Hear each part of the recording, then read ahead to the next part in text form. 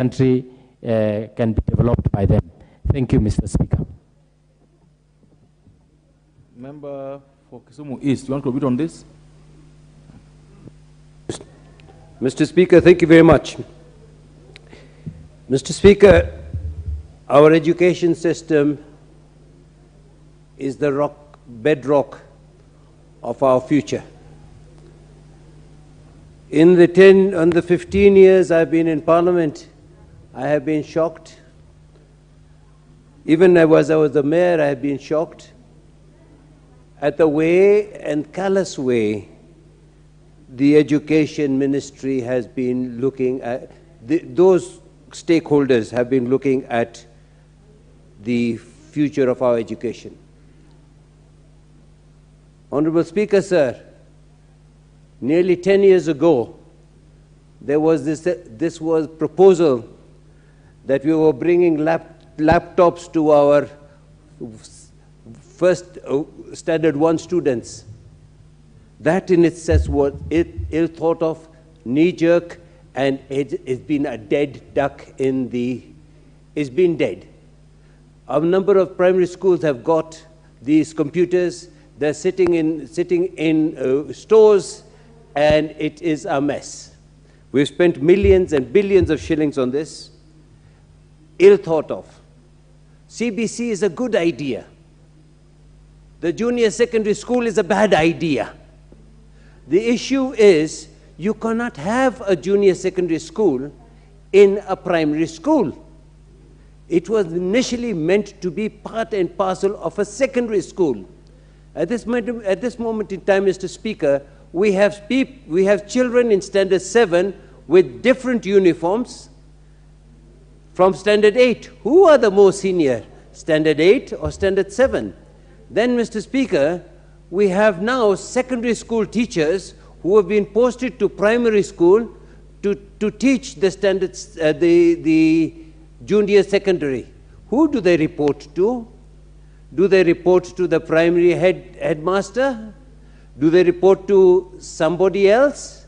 What has happened by this knee-jerk experience? We were told in the last parliament, in the last government, would bring us 25,000 new classes and 25,000 laboratories in Kenya. Where are they?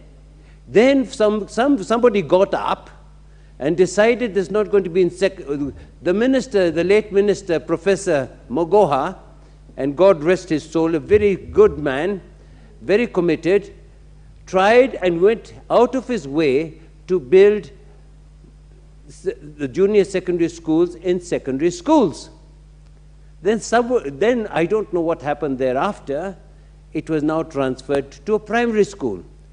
Mr. Speaker, sir, even in your own school, you go to the school, the junior secondary have got a different uniform. They actually Standard 7. They're being taught by secondary school teachers who have no idea of who they're reporting to. The whole curriculum is up in arms.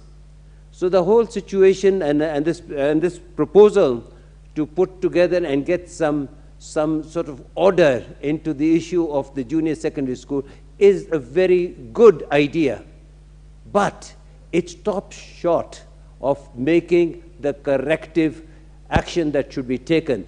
The junior secondary should not, and I repeat, should not be in the primary schools.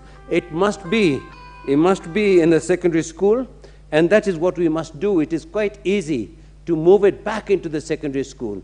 We cannot have a primary school doubling up as a junior secondary school with a head teacher of a primary school who has no idea what secondary school teaching is. What about next year when there is Standard 9 or the second level of junior secondary?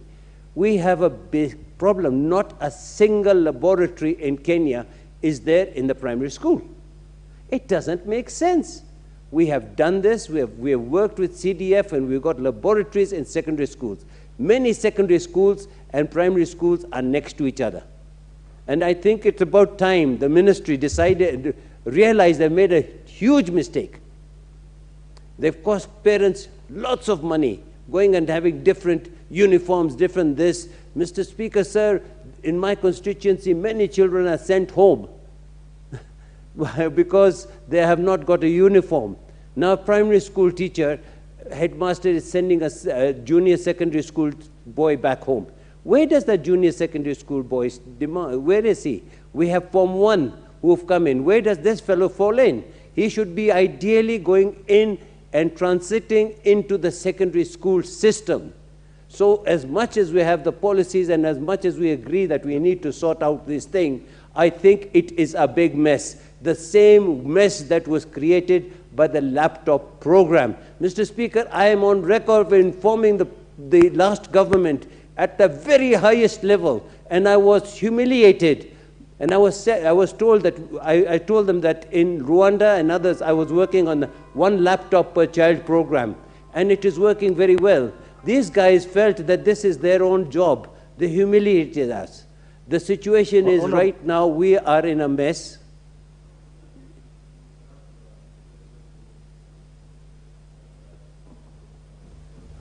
I can't hear, sorry.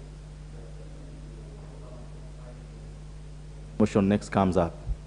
Honorable members, the time now being 1 p.m., this House stands adjourned until today, Wednesday, the 3rd of May, 2023, at 2:30 p.m.